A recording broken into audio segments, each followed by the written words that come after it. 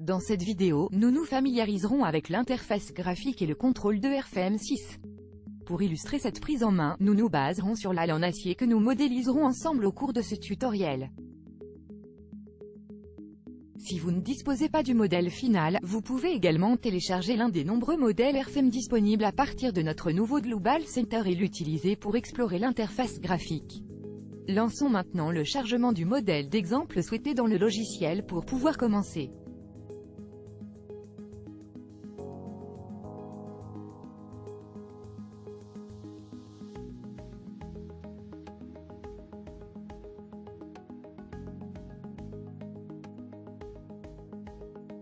L'interface graphique de RFM est divisée en plusieurs parties plus réduites.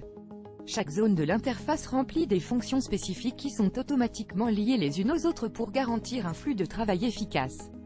Par exemple, la modélisation peut être effectuée à l'aide de la barre de menu, du navigateur ou des tableaux.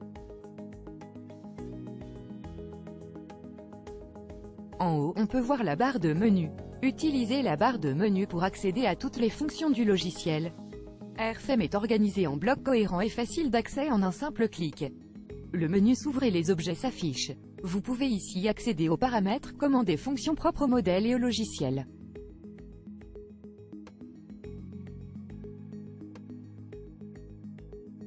La barre d'outils apparaît juste en dessous de la barre de menu.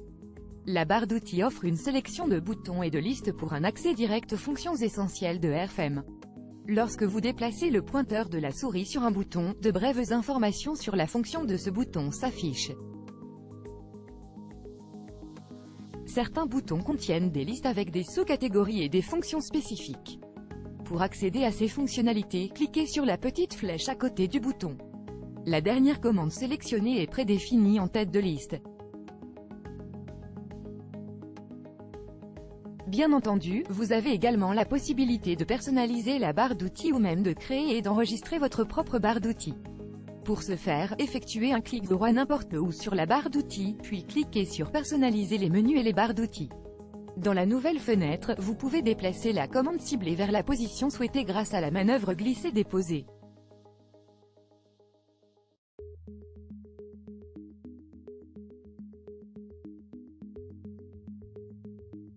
Dans nos tutoriels, nous utilisons les paramètres définis par défaut dans RFM.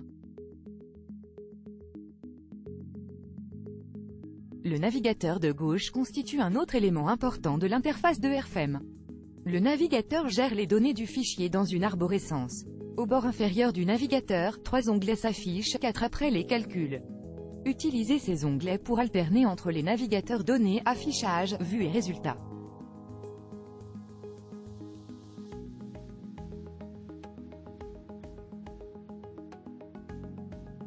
L'onglet « Navigateur données » gère le modèle et les données de calcul ainsi que les cas de charge et les situations de projet. Pour RFM6, le navigateur de données a été réorganisé avec plus de données et de fonctionnalités. Vous disposez ainsi d'une vue d'ensemble structurée du modèle. Par exemple, vous pouvez désormais accéder à des épaisseurs de surface, des ensembles de barres, des ensembles de surfaces, etc. Les sous-catégories des données du modèle sont également une nouveauté dans RFM6. Les catégories principales représentent les objets de base, tels que les matériaux, les nœuds, les lignes et les surfaces. Les sous-catégories gèrent les propriétés spécifiques d'un objet, tels que les types d'articulations pouvant être assignés à une ligne ou à une barre. Petite astuce, si vous sélectionnez un élément dans le navigateur, il sera également sélectionné dans le modèle. Si votre modèle est de taille importante, vous pouvez par exemple identifier l'élément en effectuant un clic droit dans le navigateur. Une flèche rouge indique sa position dans le modèle.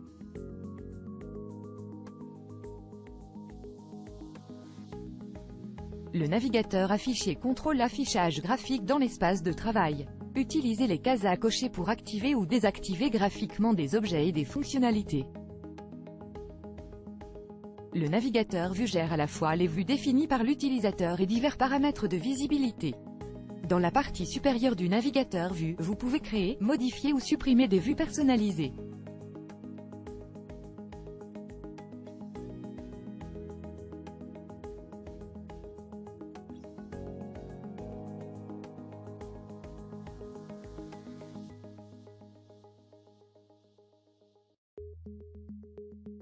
Dans la partie inférieure du navigateur Vue, vous pouvez activer certaines visibilités ou créer des visibilités personnalisées. Toutes ces fonctionnalités permettent un flux de travail rapide et efficace. Nous traiterons de l'utilisation des vues et des visibilités plus en détail dans les prochaines vidéos. Suite à l'exécution du calcul dans RFM6, un quatrième onglet appelé Résultats apparaît dans le navigateur. Dans la partie supérieure, vous pouvez afficher les résultats souhaités et dans la partie inférieure, définir leur type d'affichage. Nous explorerons plus de fonctionnalités et d'astuces possibles dans le navigateur au cours de ces tutoriels. Dans la partie inférieure de l'interface, RFM contient les tableaux. Ces tableaux gèrent numériquement toutes les données de modèle et de charge. Les tableaux sont la représentation des données internes de RFM. RFM contrôle tous les tableaux afin d'assurer que toutes les données nécessaires soient bien entrées. Utilisez les listes des catégories principales avec les sous-catégories correspondantes pour sélectionner un tableau spécifique. Les utilisateurs peuvent entrer leurs données dans des tableaux sans avoir à travailler graphiquement. Vous pouvez facilement créer et modifier des données de modèle, des cas de charge, des résultats et bien plus encore dans ces tableaux.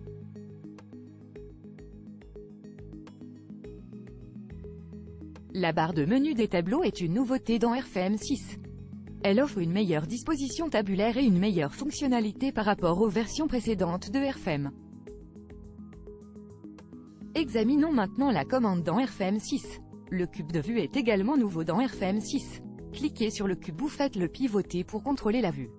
Vous pouvez également le contrôler à l'aide de la souris et du clavier comme suivi. Pour sélectionner un objet, cliquez dessus ou tracez une fenêtre autour de lui. Vous pouvez ensuite faire glisser ou copier l'objet sélectionné n'importe où. Et maintenant la touche contrôle du clavier enfoncée tout en déplaçant le curseur.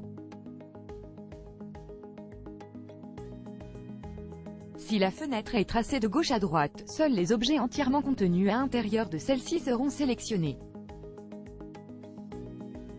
Cependant, si vous tracez la fenêtre de droite à gauche, la sélection inclut également les objets qui croisent cette fenêtre, les poutres et les surfaces, par exemple.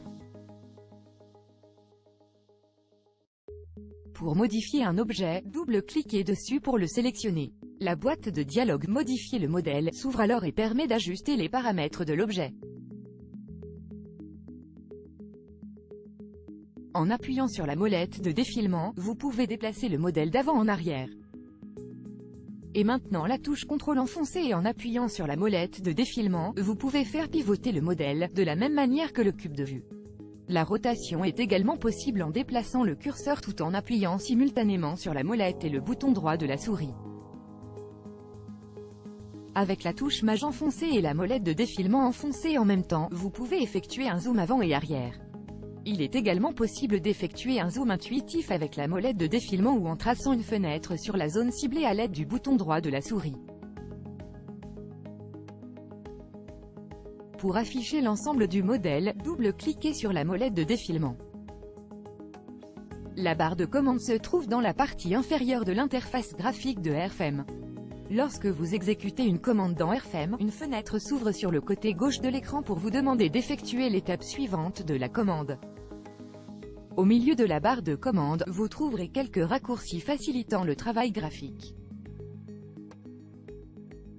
Suite à un vaste aperçu de l'interface graphique de RFM, nous débuterons la modélisation de la halle en acier dans le chapitre suivant et découvrirons d'autres nouvelles fonctionnalités.